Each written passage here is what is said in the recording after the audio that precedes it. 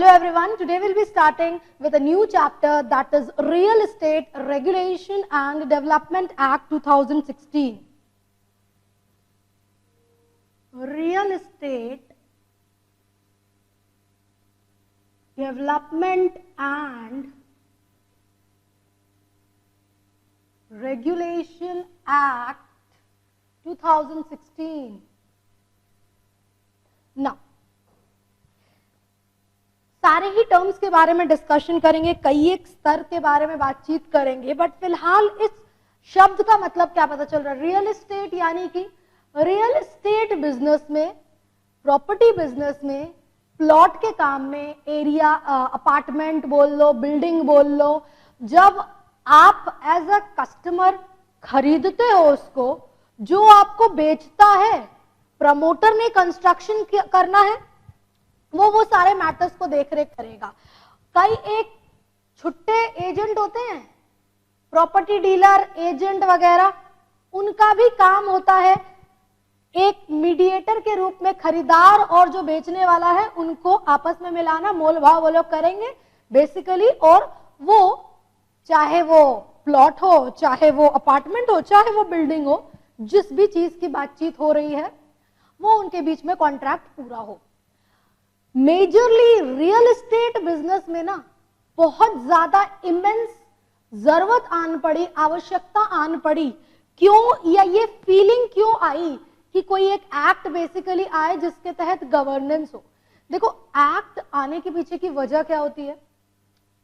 Act आने के पीछे की वजह होती है कंप्लायंस करना उस एक्ट के तहत, और तो और रेगुलेट करता है वो एक्ट जो भी पर्टिकुलर मैटर के ऊपर है। यहां अपने रियल एस्टेट के बारे में बातचीत करेंगे।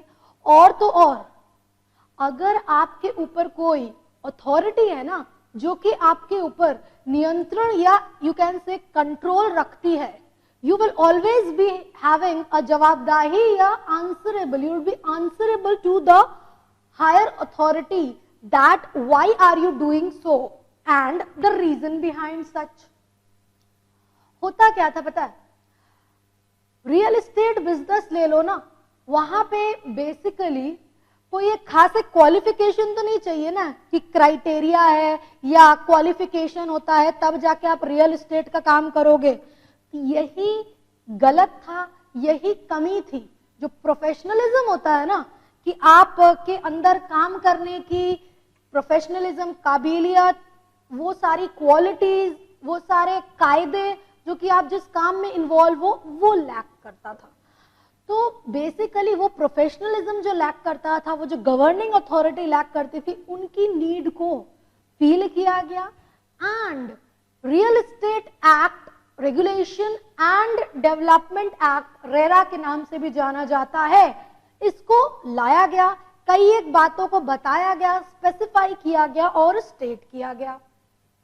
और तो और देखो, कहीं भी इन्वेस्टमेंट करोगे, whichever field you make the investment, you are concerned about your investment। बिल्कुल होता है। देखो, स्टॉक मार्केट में पैसा लगाते हो, इन्वेस्टमेंट करते हो, there is a regulating authority, securities exchange board of India, SEBI के नाम से। इंश्योरेंस सेक्टर में पैसा इन्वेस्टमेंट करते हो विद ओपिनियन या विद की सिक्योरिटी के लिए, लाइफ के लिए, तो वो बेसिकली वो भी गवर्नड है insurance regulatory development authority act के तहत। और तो और सिमिलरली अगर तुम टेलीकॉम वगैरह देख लो, इन सब के ऊपर ना एक अप्रोप्रिएट अथॉरिटी है जो कि उनको गवर्न करती है। परंतु यहाँ पे रियल एस्टेट सेक्टर में यहाँ पे लैक होता था कंज्यूमर के हित, कंज्यूमर, हम एज अ बायर जो खरीद रहे हैं प्लॉट को, अपार्टमेंट को, बिल्डिंग को, ये तीन शब्द प्लॉट, अपार्टमेंट, बिल्डिंग याद रखना, क्योंकि हर जगह पे ये शब्द आएंगे इस चैप्टर में। जहां जहां हम बात करेंगे हर बार यही तीन शब्दों के बारे में डिस्कशन होगा, be it plot, be it apartment, be it building. Reason या उद्देश्य या ऑब्जेक्ट की अगर अपने बात करें, what is the reason of या objective of this act? Basically protect करने के लिए, बचाने के लिए राइट्स और interest of consumer. Consumer, we as a buyer, हमारा राइट प्रोटेक्ट हो, हमारे इंटरेस्ट के बारे में सोचा जाए, हमारे साथ कोई धोखाधड़ी ना हो इन चीजों को मद्देनजर रखते हुए इस एक्ट को लाया गया और बातों को बताया गया। साथ ही साथ जो रियल एस्टेट बिजनेस है, जो ट्रांजैक्शन हो रहे हैं, उनमें एक यूनिफॉर्मिटी और तो और स्टैंडर्डाइजेशन को लाने के पीछे की वजह है, उस उद्देश्य से, उस ऑब्जेक्टिव से इस एक्ट को इंश्योर किया गया कि वो ये सारी चीजों की देखरेख करेगा।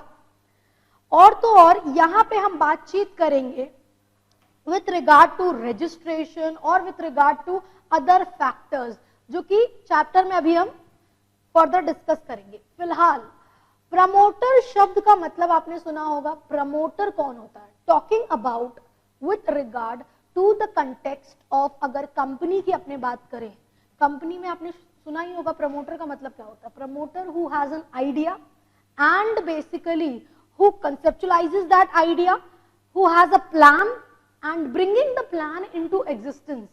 ठीक है, सिमिलरली यहां पे अपने बात कर रहे हैं रियल एस्टेट सेक्टर में, प्रमोटर बिल्डिंग को कंस्ट्रक्ट कर रहा है, अपार्टमेंट्स निकाल रहा है, वहां पे फ्लैट्स वगैरह हैं, तो वो सारे काम में जो इन्वॉल्व है that is refer to as promoter.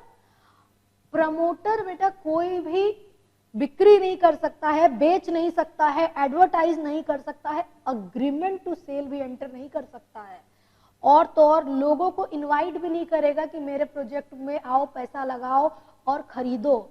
Ma'am नहीं करेगा तो बेचेगा कैसे? बिल्कुल कर सकता है, बशर्ते प्रमोटर बेसिकली जो कि है अपने आप को, अपना जो रियल एस्टेट जो उसका प्रोजेक्ट है ना, उसको basically real estate regulatory authority के पास जाके रजिस्टर कराएगा।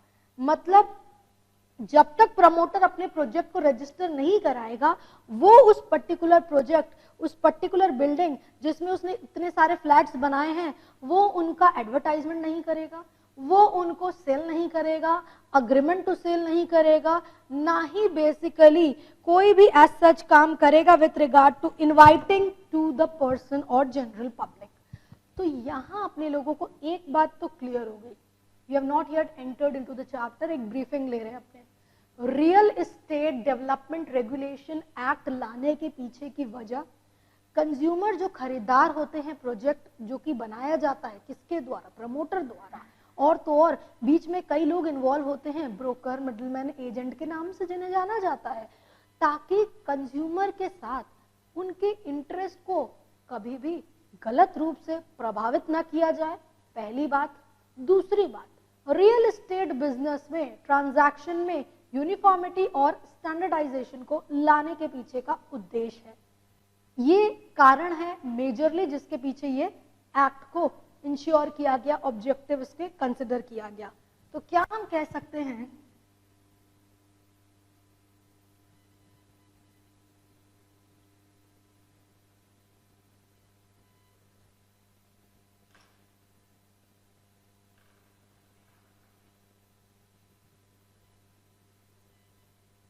protecting the interest of consumer, protecting the interest of consumer, साथ ही साथ प्रमोशन करना क्या?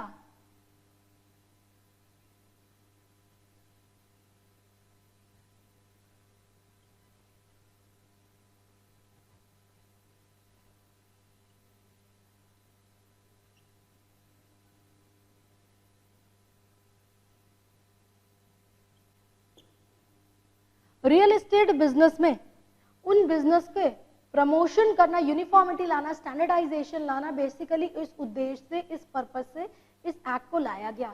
इनके पीछे की और कई एक सारी वजह है जो कि इस एक्ट को लाने के रेलेवेंस रखता है। पहली बात, इंश्योरिंग अकाउंटेबिलिटी टुवर्ड्स अलॉटी।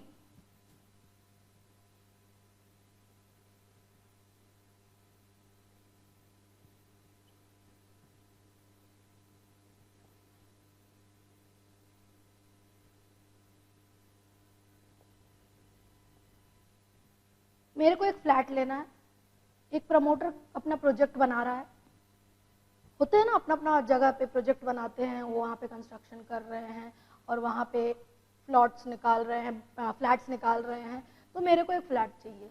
तो बेसिकली मेरी बातचीत होती है ब्रोकर के थ्रू, एजेंट के थ्रू, हमको प्रमोटर से बातचीत करवाता है कि हाँ ये सारी बातचीत है, आप खरीदार हैं, सामने वाला बेचने के लिए तैयार है, नेगोशिएशन होता है, फाइनली डील बनती है।